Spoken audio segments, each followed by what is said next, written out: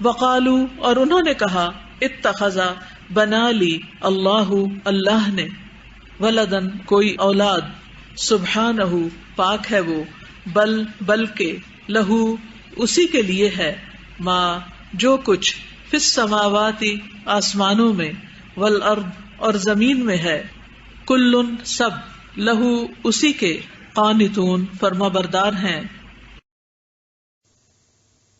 وقالو اور انہوں نے کہا اتخذ اللہ بنا لیا اللہ نے ولدن. ولد کا لفظ پیچھے گزرا والدین, ٹھیک ہے. تو ولد بیسیکلی چائلڈ کے لیے استعمال ہوتا ہے, اسم جنس ہے. اسم جنس کا مطلب یہ ہوتا ہے کہ واحد بھی, جمع بھی, مذکر بھی, مؤنث بھی.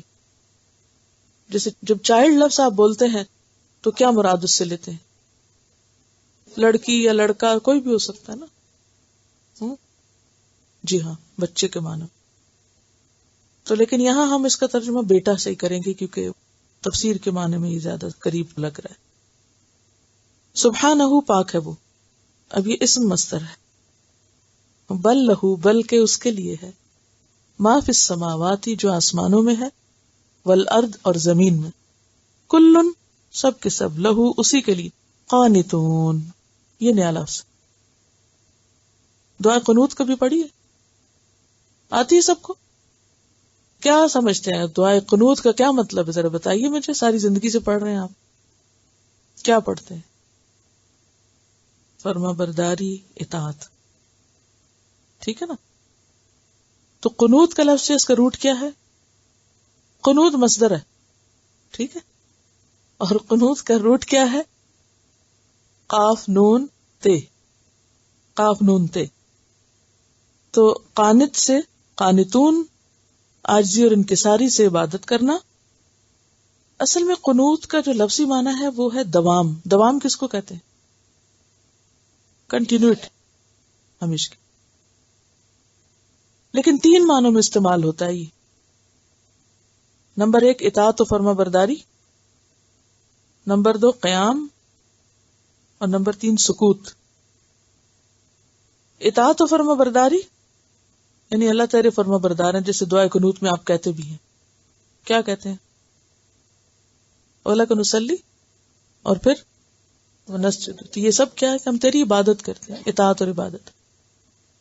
وَنَخْلَعُ وَنَتْرُكُ مَن يَفْجُرُكَ. کیا مطلب ہے اس کا؟ ہم چھوڑ رہے ہیں ہر اس کو جو تیری نافرمانی کرتا ہے. ایسے ہی کرتے ہیں ہم, جو کچھ کہتے ہیں وہ کرتے ورتے نہیں ہیں. یعنی اس کا یہ مطلب نہیں کہ لوگوں کو چھوڑ دینا, اس کا مطلب یہ ہے کہ ان کی بات نہیں ہم سنتے, کہ جو تیری نافرمانی کی طرف ہمیں بلائے. تو قانتون کا لفظ قنوت سے ہے. قنوت کا مطلب 3 ہے. لفظی معنی اس کا دوام ہے, یعنی ہمیشگی کسی چیز پہ. اور اس کی تفصیل میں نمبر 1 اطاعت فرما برداری, نمبر 2 قیام. اب یہ کہاں سے آپ نے معنی نکال لیا قیام کا؟ حدیث میں آتا ہے کیا؟ افضل الصلاۃ طول القنوت. تو افضل الصلاۃ کیا ہے؟ طول القنوت. کیا مطلب؟ لمبا قیام. تو یہاں قنوت کا کیا معنی ہے پھر؟ قیام. اور تیسرا معنی ہے سکوت. ہجرت حبشہ سے پہلے جو لوگ نماز پڑھتے تھے تو بیچ میں بات بھی کر لیتے تھے. تو بعد میں پھر حکم آیا قوموا للہ قانتین, یعنی خاموشی سے نماز پڑھو. تو پھر اس کا معنی سکوت بھی لیا گیا, خاموشی, خاموشی, اطاعت اور قیام. وقال اتخذ اللہ ولدا, اور ان کا کہنا یہ ہے کہ اللہ نے بیٹا بنا رکھا ہے. سبحانہ پاک ہے وہ. بل لہ ما فی السماوات والارض, بلکہ اسی کا ہے جو کچھ آسمانوں میں ہے اور جو زمین میں ہے. کل لہ قانتون, سب کے سب اس کے فرما بردار ہیں. اب یہ جو قالو ہے یہ کون ہے, کس کی طرف اشارہ ہے؟ قرآن پاک میں آتا ہے سورۃ التوبہ کی آیت نمبر 30 ہے وقالت الیہود عزیر ابن اللہ. یہود کہتے تھے عزیر اللہ کے بیٹے ہیں. وقالت النصارى المسیح ابن اللہ. نصارہ کہتے تھے کہ مسیح اللہ کے بیٹے ہیں. اللہ تعالیٰ کیا فرماتے ہیں اس پر؟ ذالک قولہم بافواہہم، یہ ان کے منہ کی باتیں ہیں، یہ ان کی اپنی خود ساختہ باتیں ہیں. یداہئون قول الذین کفروا من قبل، یہ اسی طرح کی باتیں کر رہے ہیں جو اس سے پہلے کافر لوگ کیا کرتے تھے. مشرک کیا کہتے تھے؟ وَيَجْعَلُونَ لِلَّهِ الْبَنَاتِ، سورۃ النحل آیت 57، کہ انہوں نے اللہ کی بیٹیاں بنا رکھی ہیں. فرمایا یہ سب ایک دوسرے سے ملتی جلتی باتیں کر رہے ہیں. اللہ کو کیا ضرورت ہے بیٹے کی؟ لہو ما فی السماوات والارض، آسمان زمین اس کے ہیں. بیٹے تو ان کو چاہیے ہوتے ہیں کہ جو خود محتاج ہوں، ضرورت مند ہوں. اور اللہ کے لیے کسی کو بیٹا قرار دینا اللہ تعالیٰ کے نزدیک سخت ناپسندیدہ بات ہے. کس طرح؟ حدیث قدسی میں ہے، اللہ تعالیٰ فرماتے ہیں بنو آدم نے مجھے جھٹلایا اور مجھے گالی دی. اس کا جھٹلانا یہ ہے کہ میں اسے دوبارہ پیدا نہ کر سکوں گا، یعنی دہریہ بننا، ایمان نہ لانا. اور اس کا گالی دینا یہ ہے کہ اس نے میرے لیے بیوی اور بیٹا تجویز کیا. سورۃ مریم میں آتا ہے تکاد السماوات یتفطرن، قریب ہے کہ آسمان پھٹ پڑے. وتنشق الارض، زمین شک ہو جائے. وتخر الجبال ہدا، اور پہاڑ بھربھرے ہو کر گر پڑے. ان دعوا للرحمن ولدا، کہ کوئی یہ پکارے کہ رحمان نے بیٹا بنا لیا. وما ينبغي للرحمن، رحمان کے لیے تو جائز ہی نہیں ان يتخذ ولدا، کہ وہ کسی کو بھی بیٹا بنائے. ان کل من فی السماوات والارض الا آتی الرحمن عبدا، آسمان و زمین کے اندر جو بھی ہیں سب اس کے حضور بندوں کی حیثیت سے پیش ہونے والے ہیں. یہ سورۃ مریم کی آیات تھی 90 سے 93 تک. اور اس بات کی تردید قرآن پاک میں کئی جگہ پر کی گئی ہے کہ اللہ کا کوئی بیٹا نہیں اور اس کو ضرورت بھی نہیں. وَقُلِ الْحَمْدُ لِلَّهِ الَّذِي لَمْ يَتَّخِذْ وَلَدًا وَلَمْ يَكُنْ لَهُ شَرِيكٌ فِي الْمُلْكِ وَلَمْ يَكُنْ لَهُ وَلِيٌّ مِّنَ الذُّلِّ وَكَبِّرْهُ تَكْبِيرًا.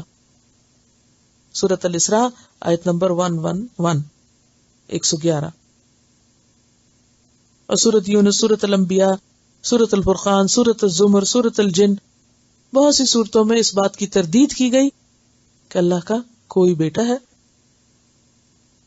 اب یہاں اس کی تردید کیوں کی جا رہی؟ یہ بات کیوں کی گئی ہے؟ کیونکہ فرقہ بنا ہی اس بیس پر تھا کہ اللہ نے اپنا اکلوتا بیٹا ہماری طرف بھیجا، لہذا ہم زیادہ امپورٹنٹ اور ہم ہی حق پر ہیں. یہود کیا کہتے تھے؟ ہم تو اللہ کے بیٹے ہیں، وہ تو سب بنے ہوئے تھے بیٹے. اور نصارہ نے عیسیٰ علیہ السلام کو بیٹا کہا، اور اس بنیاد پر کیا کیا؟ اپنے آپ کو دوسروں کے مقابلے میں افضل جانا.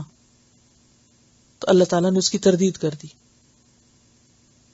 کل اللہ قانتون، ہر چیز اس کے آگے جھکی ہوئی ہے. نمبر 1، ہر چیز اس کی ملکیت ہے، ہر چیز ہے ہی اسی کی. اور نمبر 2، ہر چیز اس کی فرما برداری کر رہی، ہر چیز اس کی فرما بردار ہے. مثلاً کیسے؟ سورج، چاند، ستارے، ہر چیز، کوئی چیز تو بولیں کیسے فرما برداری کر رہی. یعنی دنیا کا سارا نظام اللہ کے حکم کے تابع ہے. مثلاً آگ جلاتی ہے، کبھی ایسا نہیں ہوگا کہ آپ اپنا اوون جلائیں اور وہ فریج کا کام کرے. جی ہاں، ہمارے جسم کا ایک ایک حصہ اللہ کی اطاعت کر رہا ہے، اور اسی وجہ سے کائنات کا نظام چل رہا ہے.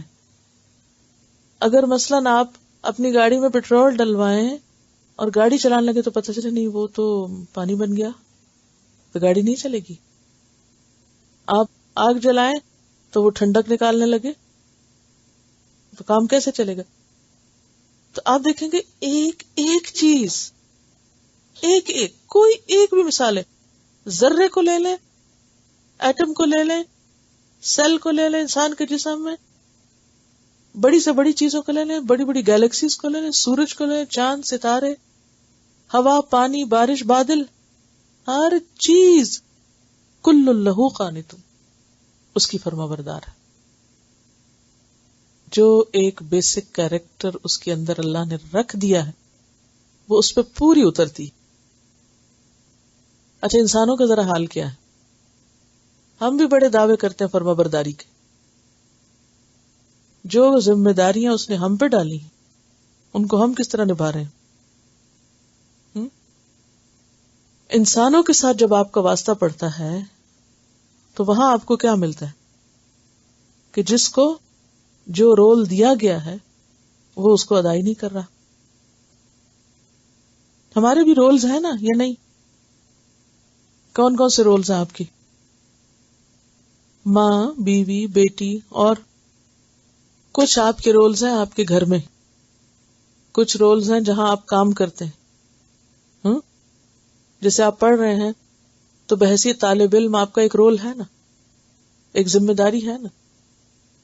اور اگر آپ وہ ذمہ داری پوری نہیں کرتے لیکن کہتے ہیں میں طالب علم بننا ہی چاہتا ہوں تو بات نہیں بنے گی. تو ہر کام کرنے کے لیے ایک بیسک کیریکٹر کا ہونا بہت ضروری ہے. اگر وہ نکل جائے تو وہ کام ہو نہیں سکتا. کائنات چل رہی ہے اسی بنیاد پر. اگر ایک پتے کے ذمے ایک کام رکھا ہے نا وہ بھی کر رہا ہے. ایک ذرے کے ذمے جو کام رکھا ہے وہ اپنا کام کر رہا ہے.